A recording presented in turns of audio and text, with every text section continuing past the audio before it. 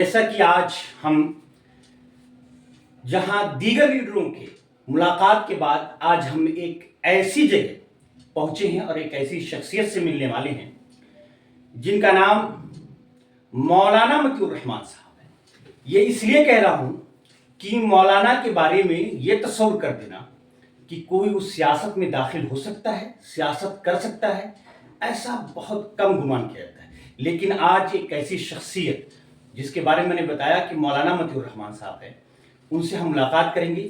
یہ آل انڈیا مہیلا امپاورمنٹ کے مائنارٹی کے ادھیکش ہیں یا چیئرمین ہیں، جو کچھ بھی کہہ لو، یہی کرتا دھرتا ہے، یعنی مائنارٹی کی دیکھ بھال انہی کی ذمہ داری پہ ہے۔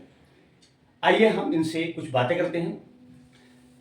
مطیع الرحمان صاحب، جیسا کہ آپ ایک نئی پارٹی کے مائنارٹی کے چیئرمین ہیں جس کا نام آل انڈیا مہیلا امپاورمنٹ پارٹی ہے، اور اس کی پریسیڈنٹ بھی ایک خاتون ہیں، آپ خواتین کے بارے میں کیا سوچتے ہیں اور ان کو کیسے آپ لوگ پروموٹ کریں گے؟ سب سے پہلے وجہ القمر بھائی آپ کا اور بہت بہت شکر گزار ہوں کہ آپ نے اپنے قیمتی وقت میں سے نکال کر کے مجھ تک پہنچے۔ میں آپ کے تمام سامعین کا اس لیے بھی کہ وہ مجھے سن رہے ہیں بہت بہت شکر گزار ہوں۔ آپ نے میرے اور میری تعلق سے، میری پارٹی کے تعلق سے پوچھا ہے اور میری سپریمو ڈاکٹر نوہرا شیخ صاحبہ کے تعلق سے پوچھا ہے۔ تو آل انڈیا مہیلا امپاورمنٹ پارٹی، جس کی کل ہند صدر ڈاکٹر نوہرا شیخ ہیں، جو کہ ایک عالمی پیمانے کی بزنس ویمن ہے اور مکمل طریقے سے لگ بھگ 30 سالوں سے انہوں نے خواتین کے لیے اور خواتین کو بااختیار بنانے کے لیے اور ان کی مظلومیت کے لیے، ان کو یہ چیز دیکھ کر کے کہ ان کے پاس سب سے کم تعلیم ہوتی ہے، سب سے کم وسائل ہوتے ہیں، جبکہ وہ معاشرے کا اگر زیادہ نہیں تو کم از کم اتنا تو سمجھ لیجئے کہ نصف حصہ ہوتی ہیں۔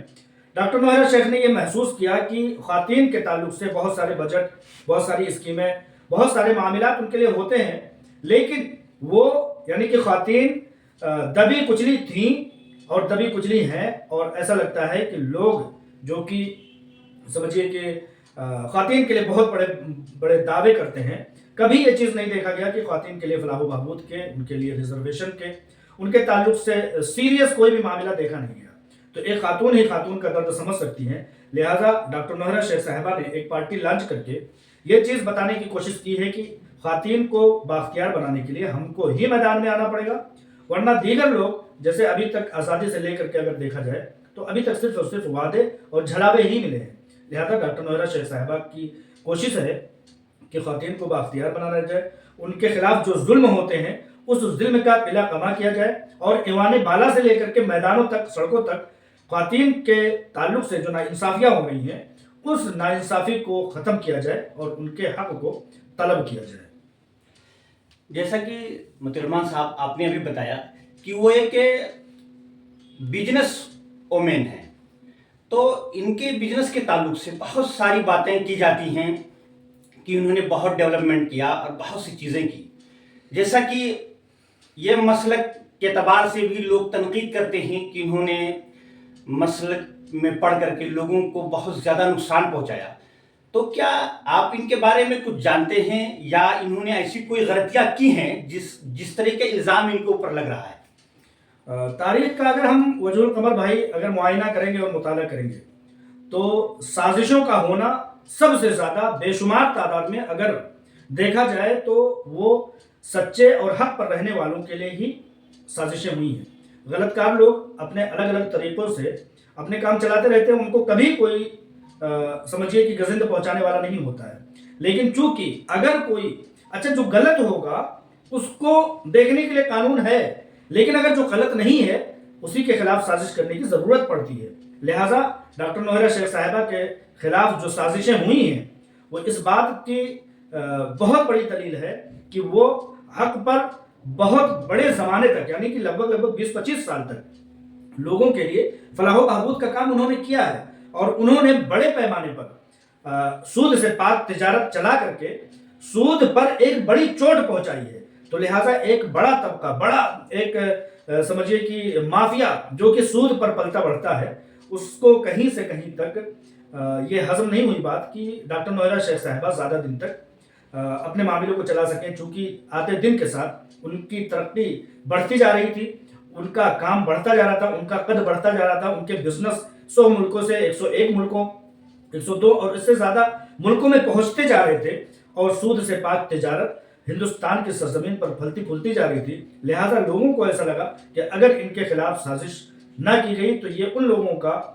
بھنڈا پھوڑ دیں گی, ان لوگوں کا قلعہ تباہ کر دیں گی جو لوگ کی ماؤں کی, بہنوں کی, خواتین کے زیور کو رکھ کر کے بڑے پیمانے پر سود کا کاروبار کرتے ہیں. لہٰذا سودی کاروبار والوں کو یہ چیز خدشہ لاحق ہوا کہ ان کے خلاف سازش کیا جائے, اور اسی سازش کا ایک خمیازہ ہے کہ آج جو کچھ بھی ہم ڈاکٹر نوحیرہ شیخ صاحبہ ان کی کمپنی کے تعلق سے سنتے ہیں وہ کسی نہ کسی کی سازش کا ایک نتیجہ ہی ہے. رحمان صاحب, جیسا کہ آپ نے کہا کہ میڈم بغیر سود والا کاروبار کرتی ہیں, یہ بات تو سچ ہے کہ وہ بغیر سود کے کاروبار کرتی ہیں, لیکن جہاں تک ان سے بہت سے عالم دین جڑے ہوئے تھے تو کیا اب بھی وہ جڑے ہوئے ہیں؟ اور جیسا کہ مجھ سے بہت سے عالم دین نے خود کہا کہ میں اس معاملے میں میڈم کے تعلق سے کہ آپ ان کے بارے میں یہ باتیں نہ کہا کیجئے, جیسا کہ میں ویڈیو بناتا ہوں تو میڈم کے بارے میں بتاتا ہوں کہ یہ چیزیں ہیں, تو لوگوں نے کہا کہ نہیں ایسا مت کہا کیجئے. تو کیا جو وہ کہتے ہیں اس میں کچھ سچائی ہے, یا انہیں بدنام کرنے کے لیے سب کہے جا رہے ہیں کہ مسلک کے اعتبار سے انہیں بدنام کر دیا جائے؟ ایک بہت بڑی بحث آپ نے چھیڑ دی ہے وجہ القمر بھائی. ایک لمبے وقت کی ضرورت ہے اس پر بولنے کے لیے, لیکن میں مختصراً بتاتے ہوئے چلنا چاہتا ہوں کہ ایک دیندار طبقہ ہی کسی دینی معاملات پر عمل پیرا ہوگا. جیسا کہ آپ کو میں نے بتایا کہ سود سے پاک تجارت پر ہیرا group of companies Allama doctor نوحیرہ شیخ صاحبہ چل رہی تھی, اور ان کا کام, ان کا نام بڑھ رہا تھا. جو لوگ ہیرا گروپ آف کمپنیز میں شرکت کی ہے اس میں سے آپ کو میں ڈیٹا کے حساب سے بتاتا چلوں تو لگ بھگ آج بھی 50% افراد ایسے ہیں جو کمپنی میں تمام 2018 سے اکتوبر سے سازشیں ہوئی ہیں ہیرا گروپ آف کمپنیز پر, لیکن ان سب کے باوجود آج 5-6 سالوں تک کمپنی کے بند ہونے کے باوجود بھی جو لوگ شرعی احکام پر عمل کرنے والے لوگ ہیں وہ لوگ آج بھی یہ کہہ رہے ہیں کہ ہم نفع اور نقصان میں برابر کے شریک تھے, لہٰذا اب بھی ہم شریک ہیں. نفع ہوا تب بھی ہم اس کے شریک کار ہیں اور نقصان ہوا تب بھی. لہٰذا میں یہ بتانا چاہتا ہوں کہ دیندار طبقہ اس سود سے پاک تجارت شرعی احکام پر عمل کر پیرا ہوتے ہوئے ہیرا گروپ آف کمپنیز کے پلیٹ فارم پر براجمان ہے, قائم ہے. لیکن اور بھی جو 50% لوگ ہیں, چند ایک لوگوں کی, 1000 لوگوں کی یا 100 لوگوں کی تعداد, 500 لوگوں کی تعداد کو چھوڑ دیا جائے تو وہ لوگ بھی ہیرا گروپ آف کمپنیز کے ساتھ ہیں, لیکن سب کی اپنی ضرورتیں ہوتی ہیں, سب کی اپنی مجبوریاں ہوتی ہیں. بچوں کی تعلیم, شادی وواہ, اخراجات, میڈیکل کے معاملات, یہ سب معاملات ہوتے ہیں جس کی وجہ سے کچھ لوگ اپنے پیسے وڈرال کر رہے ہیں. لیکن کمپنی کی حقانیت کی اس سے بڑی مثال میرے پاس اور کوئی دوسری نہیں ہو سکتی کہ یہ سب ہو جانے کے باوجود بھی جو لوگ شرعی احکام پر عمل پیرا ہوتے ہوئے سود سے پاک تجارت میں حصہ لیتے ہوئے بینکوں کے سودی ریشوں میں منافع بخش نہ ہو کر کے انہوں نے اس تجارت میں پہل کی, وہ لوگ آج بھی قائم ہیں. ہاں, اگر ایک لاکھوں کی تعداد میں 200-400 لوگ اگر بہک جاتے ہیں تو یہ کوئی بڑی بات نہیں ہو سکتی ہے. رحمان صاحب, جیسا کہ ابھی کچھ دن پہلے کئی طریقے کے ویڈیو میم کے بارے میں آئے اور یہ بھی بات آئی کہ انہیں سازش کے تحت گرفتار کیا گیا تھا, تو اس سازش میں کون لوگ شامل تھے, ذرا کچھ اشارتاً یا وضاحتاً آپ کر سکیں تو بتائیں مجھے. اشارتاً کہنے کی کوئی ضرورت نہیں ہے, میں برملا کہوں گا, بغیر کسی سے ڈرے ہوئے, بغیر کسی سے ہچکچائے ہوئے. جیسے کہ میں نے کہا کہ سود سے پاک تجارت چل رہی تھی, سود خور طبقہ کو ایک بڑی چوٹ تھی, اور سودی بینکوں میں, سودی کاروبار میں ان کے ریشوں میں بہت بڑی گراوٹ ہوتی تھی. لہٰذا ان کو ضرورت پڑی کہ ان کے خلاف سازش کی جائے. میں زیادہ دور نہ جاتے ہوئے آپ کے مقبول و معروف سیاستدان جناب اسد الدین اویسی صاحب نے 2012 میں سب سے پہلے FIR لانچ کیا ہیرا گروپ آف کمپنیز ڈاکٹر نوحیرہ شیخ صاحبہ کے خلاف. لیکن وہ ایک بیرسٹر رہتے ہوئے, کمپنی کی حقانیت کی اس سے بڑی دلیل کوئی دوسری نہیں ہو سکتی کہ وہ بیرسٹر رہتے ہوئے 4 سال کے اندر بڑی سخت جانچ پڑتال کرواتے ہیں اور کمپنی کو پوری طرح سے چوٹ پہنچاتے ہیں. CEO کو, ڈاکٹر نوحیرہ شیخ صاحبہ کو پوری طرح سے وہ ٹارچر کرواتے ہیں ایجنسیوں کے ذریعے سے, ڈپارٹمنٹ کے ذریعے سے. لیکن بیرسٹر ہونے کے باوجود 2016 میں اسد الدین اویسی 4 سال کے مدت تک केस लड़ते लड़ते हार जाते हैं हीरा ग्रुप ऑफ कंपनीज की। हक्कानियत की इससे बड़ी कोई दलील नहीं हो सकती। आपने पूछा कि ये कौन लोग हो सकते हैं, अगर हिम्मत हो तो बताएं। तो मैं बताना चाहता हूं कि ये असदुद्दीन ओवैसी जैसे सूदखोर तबका, सूदखोर टोला ही है, जो कि और दूसरी वजूहात भी हैं, लेकिन मैं अभी चूंकि आपके सवाल का अहाता यहीं पर होता है कि यह सूदखोर टोला ही था जिसके कारोबार में डॉक्टर नोहरा शेख के सूद से पाक तिजारत की वजह से चोट पहुंच रही थी, और उन्होंने सबसे बड़ी साजिश की कि ये कारोबार बंद हो ताकि उनके सूद के रेशो में, जैसा कि हैदराबाद में आप देखेंगे इस साल लगभग जो फरवरी के एक अखबार में, हैदराबाद और तेलंगाना के बड़े अखबार में जो रेशो आया है वो लगभग 500 की तादाद की ख्वातीन के जेवर जो दारुस्सलाम बैंक असदुद्दीन ओवैसी के बैंक में रखे गए थे, बहुत सारे होंगे, हजारों कई हजार खातिन होंगी जिन्होंने अपने जेवर रखे हैं, लेकिन 500 की तादाद के जेवर को उनके सूद के पैसे ना दे पाने के एवज में उनके गहनों को कुरुक कर दिया गया, बोली लगा करके उसको नीलाम कर दिया गया बैंक के हाथों से। अखबार में निकाल करके बरमरा मेरे मोबाइल में वो कटिंग है अखबार की, मैं दे दूंगा। तो लिहाजा इतनी बड़ी तादाद में खातिन के जेवरों को अगर एक सूदखोर टोला वो फरोख्त कर देता है तो आप इससे अंदाजा लगाइए कि कितनी बड़ी तादाद होगी जो बैंकों में अपने जेवरों को लेकर के सूद के कारोबार के लिए, सूद पर पैसे लेने के लिए पहुंचते होंगे। अगर 500 खातिन के तो 500 खातिन के अगर जेवर को कुरुक किया गया है, नीलाम किया गया है, बोली लगाई गई है, तो कितने हजार की तादाद में होंगी जो आती होंगी। लिहाजा ये जो नुकसान था सूदखोर तबका को, बैंकिंग सेक्टर वालों को, दरअसल क्या है कि एक खातून को, मैं थोड़ा तफसील के तौर पर बताते चलूं, एक खातून को, एक घर को, एक मजबूर लाचार शख्स को जरूरत पड़ती है पैसों की। अब उसके पास कोई भी रास्ता नहीं होता तो वो बैंक में जाता है, 1 लाख रुपए के गहने रखता है और बैंक से सूद पर कर्ज लेता है। लेकिन जब वही 1 लाख रुपए एक इंसान हीरा ग्रुप ऑफ कंपनीज में दे लेता है तो उससे लगभग 3 से 4 हजार 5 हजार रुपए उसको पर मंथली इनकम होता है।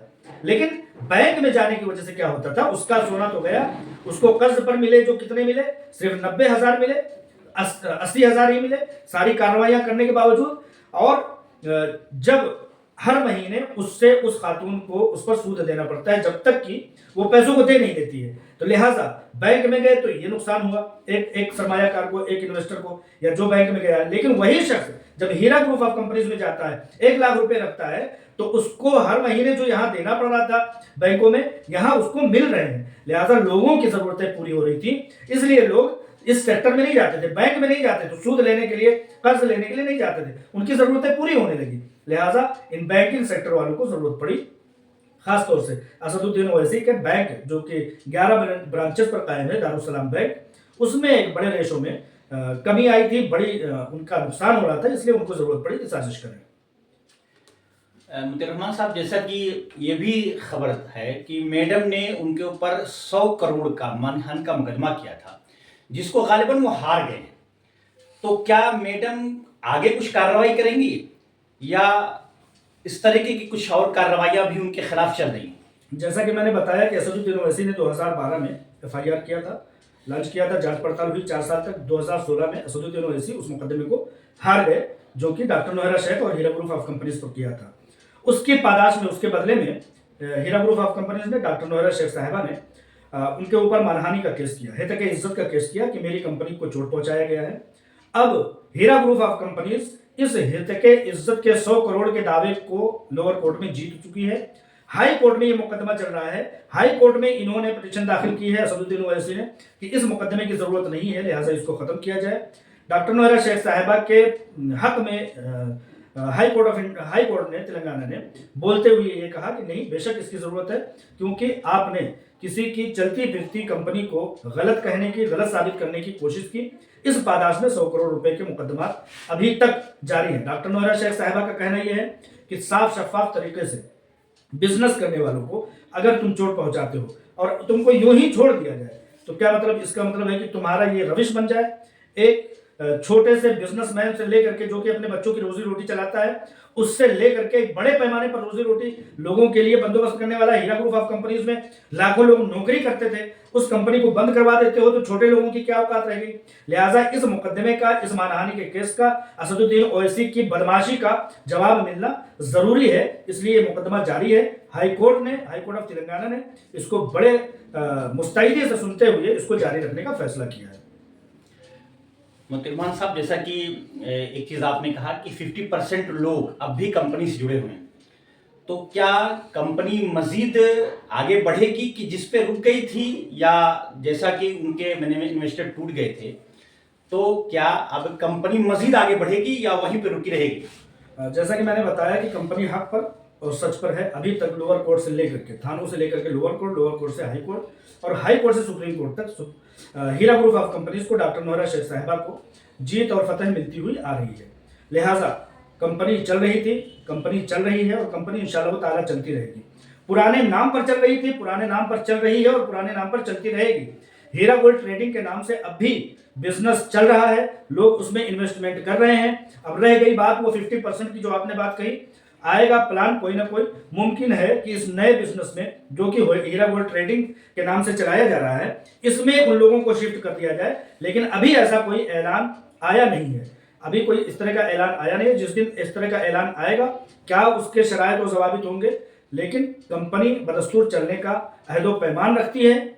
लोग हीरा ग्रुप ऑफ कंपनीज के सरमायाकार कंपनी से जुड़े रहने के लिए पूरी तरह से मुस्तैद हैं। लिहाजा नए नए इन्वेस्टर भी आ रहे हैं। अभी की सरमायाकारी की रेशो अगर देखा जाए तो हीरा ग्रुप ऑफ कंपनीज में अब भी लोग शिरकत कर रहे हैं। बल्कि आज भी मुझे मैसेज मिला है किसी दोस्त का कि आज मैंने इन्वेस्टमेंट कर दिया है, या किसी दोस्त को इन्वेस्टमेंट करा दिया है। लिहाजा इस तरह से कंपनी चल रही है, चलती रहेगी इंशाअल्लाह ताला। उसका पीछे हटने का कोई सवाल ही नहीं, क्योंकि पीछे तो वो हटता है जिसके हौसले तंग होते हैं, छोटे होते हैं, कमज़ोर होते हैं। यहाँ पर ना हौसलों में कोई कमज़ोरी आई है और ना ही हकानियत में कोई खलल था। इसलिए कंपनी चल रही थी, चलती रहेगी इंशाअल्लाह ताला। मुतिरमा साहब, जैसा कि आपने कहा कि कंपनी के जो इन्वेस्टर हैं, यानी 50% है, दूसरे ज़राए से इन्वेस्ट कर रहे थे, तो हीरा गोल्ड में इन्वेस्टर के तौर पर उन्हें शामिल किया जा सकता है। क्या उन लोगों को जो 50% हैं, उन्हें वो चाहते हैं कि मैं भी इन्वेस्ट करूं, तो क्या मैडम ऐसा कोई प्लान लाने वाली हैं कि वो दोबारा फिर से, यानी जो मुकदमा जिन्होंने कर दिया था या इस तरीके से दागी हो चुके हैं कंपनी के, तो क्या वो भी शामिल हो सकते हैं इस स्कीम में कि नहीं?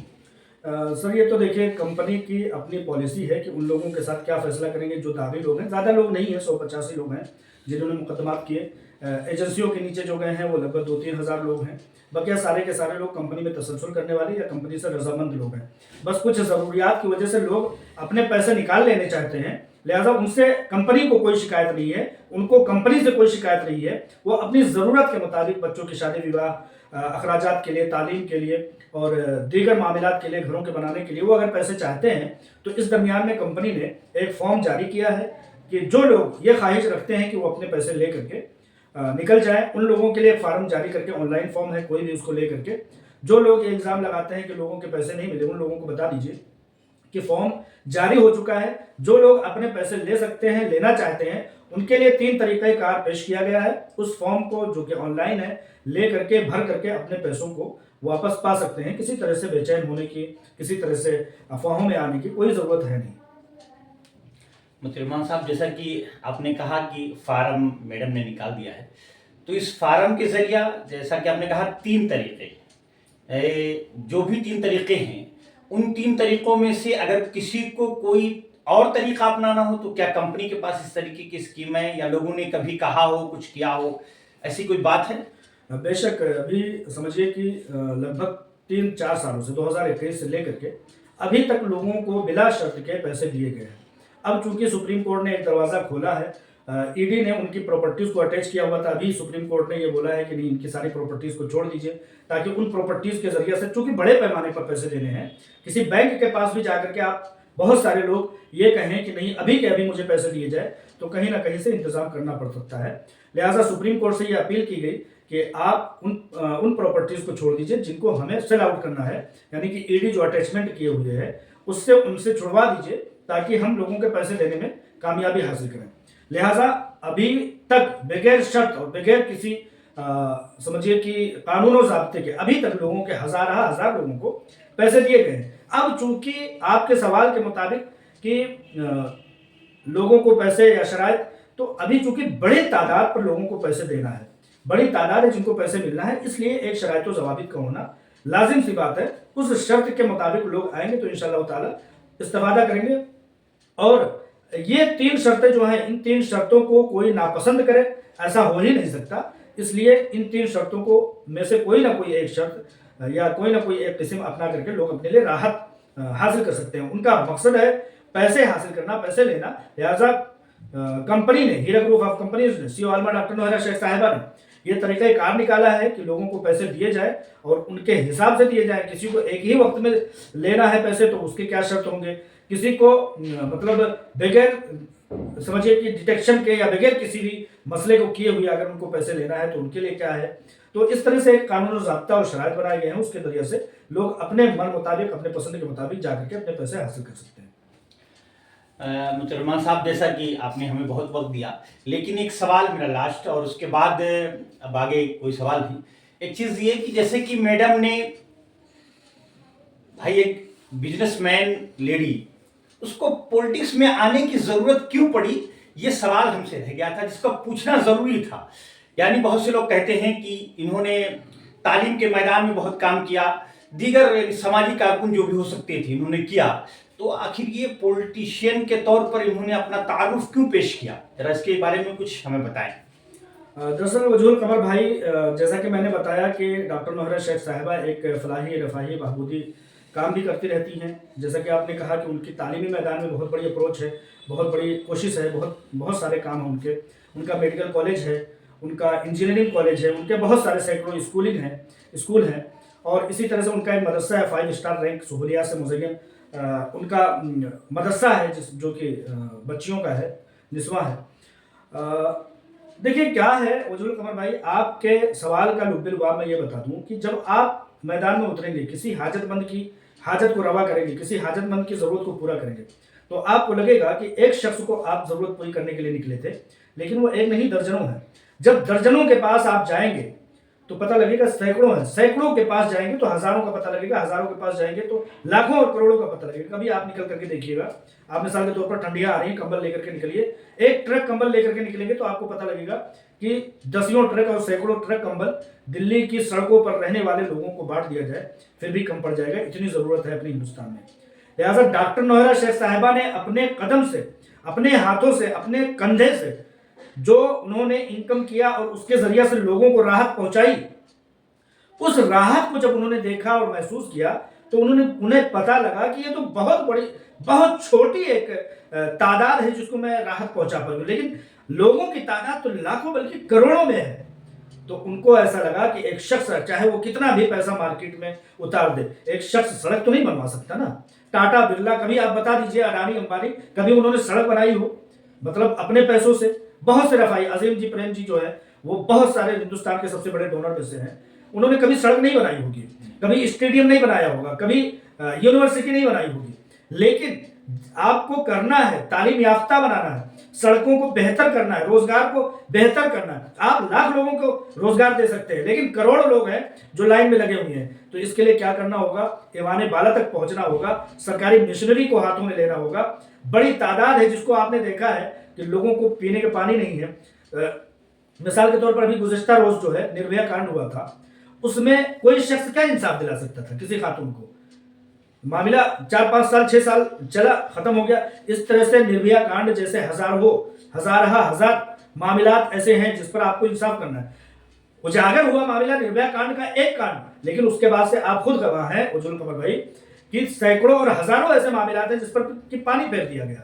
तो इस तरह के एक मिसाल मैं दे रहा हूं। इस तरह से आप Delhi Supreme Court, parliament, India Gate चले जाइए, वहां पर भिखारियों की तादाद करोड़ हजारों की तादाद में है, सैकड़ों की तादाद में आपको दिन रात में मिल जाएंगे।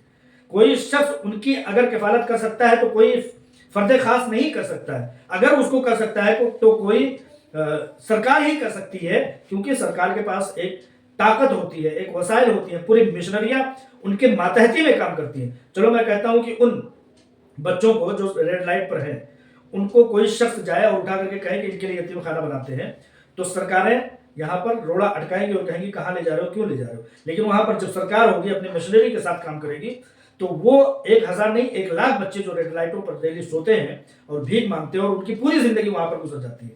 تو ایک فرد نہیں کر سکتا ہے، لیکن ایک سرکار اگر چاہے تو ان کے لیے یونیورسٹی، کالج، ہاسٹل اور پتہ نہیں کیا کیا بنا کر کے کر سکتے ہیں. لہٰذا جب ڈاکٹر نوحہ شیخ صاحبہ کو یہ چیز پتہ لگی کہ ان کے اوپر خود جو ظلم ہوا اس کے لیے لڑتے لڑتے اتنا زیادہ عرصہ لگ گیا، تو اگر وہ شخص جو ایک چھوٹے سے بزنس کو کرنا چاہتا ہے، آپ زیادہ دور نہیں یہیں قریب کے کسی چوک چوراہے پر چلے جائیے، اپنی روزی روٹی کمانے والا شخص، اس شخص کو یہ چیلنجز ہوتے ہیں کہ وہ شخص ہر روز 500 روپے کسی نہ کسی آفیسر کو دیتا ہے. کیوں بھائی؟ کیا جرم ہے؟ وہ کوئی جرم کر رہا ہے؟ تو ایسی چیزوں پر اگر روک لگانی ہے تو کوئی فرد خاص، فرد واحد یا کوئی ایک شخص ایک تنظیم نہیں کر سکتی ہے. لیکن اگر کوئی سرکار چاہے اور یہ اسکیم بنائے کہ ان کمانے والوں سے، روزی روٹی حاصل کرنے والے لوگوں سے تم لوگ وصولی نہیں کرو گے، تو وہ سرکار ہی ہے اور سرکار کی طاقت ہی ہے. لہذا ضرورت پڑی کہ پولیٹکس میں آیا جائے اور یہ جو ایک لمبی قطار ہے کروڑوں کی تعداد میں، ان لوگوں کو راحت پہنچائی جائے. اور وہ راحت اگر کوئی پہنچا سکتا ہے تو پولیٹکس میں آ کر کے، حکومتی ایوان بالا میں پہنچ کر کے یا اپوزیشن بن کر کے پولیٹکس میں آ کر کے، کل کہنے کا مطلب اور مقصد یہ ہے کہ لب لباب یہ ہے کہ پولیٹکس میں حصہ لے کر کے ہی وہ کام کیا جا سکتا ہے. میں یہاں بیٹھ کر کے لاکھ بار چلا لوں کہ supreme court, parliament, India gate اور جو دلی کا کریم ایریا ہے اس پر لاکھ میں آواز اٹھا لوں، لاکھ آرٹیکل لکھ لوں اور لاکھ باتیں کہہ لوں کہ وہاں پر مجبور، بے کس، بے سہارا لوگ ہیں، تو اس کی کوئی ویلو نہیں ہے. آپ لکھتے چلے آ رہے ہیں، بولتے چلے آ رہے ہیں، ہم لوگ لکھتے بولتے چلے آ رہے ہیں پترکاریتا لائن سے، کچھ ہوا؟ کچھ نہیں ہوا. لیکن ایک MLA، ایک MP اور ایک منتری اگر اپنے بلبوتے پر چاہ لے تو اس کے پاس ایسے فنڈز ہوتے ہیں کہ ان لوگوں کے لیے کالج، یونیورسٹی اور ہاسٹل بنا کر کے ہمیشہ ہمیشہ کے لیے ان کو باضابط کاری ان کے لیے کر سکتا ہے. اس لیے ضرورت پڑی کہ ڈاکٹر نوحہ شیخ صاحبہ پولیٹکس میں آئے اور پولیٹکس میں آتے ہوئے جو انہوں نے اپنی آنکھوں سے جو معائنہ کیا ہے، اب خود مشاہدہ کیا ہے، اس سے ملک کو اور ملک کے لوگوں کو فائدہ پہنچا ہے. شکریہ مطیع الرحمان صاحب، آپ کا ایک قیمتی وقت دینے کے لیے بہت بہت شکریہ. جیسا کہ آپ لوگوں نے دیکھا، یہ ہم ان کے دفتر آئے اور انہوں نے ساری چیزیں وہ ڈیٹیل سے بتائی اور یہ ساری چیزیں وضاحت کی کہ کس طریقے سے یہ میڈم پولیٹکس میں آئیں اور انہوں نے کیا کیا چیزیں کی. اسی لیے میری تمام لوگوں، اپنے سامعین سے یہ مطالبہ ہے، یہ گزارش ہے کہ آپ لوگ اس طریقے کی چیزیں جو غلط افواہیں پھیلائی جا رہی ہیں اس کو ختم کریں اور ان سے جڑنے کی کوشش کریں اور اس پارٹی سے جڑیں، خود مطیع الرحمان بھائی سے جڑیں تاکہ ان کے نظریات کو لوگوں تک پہنچایا جا سکے.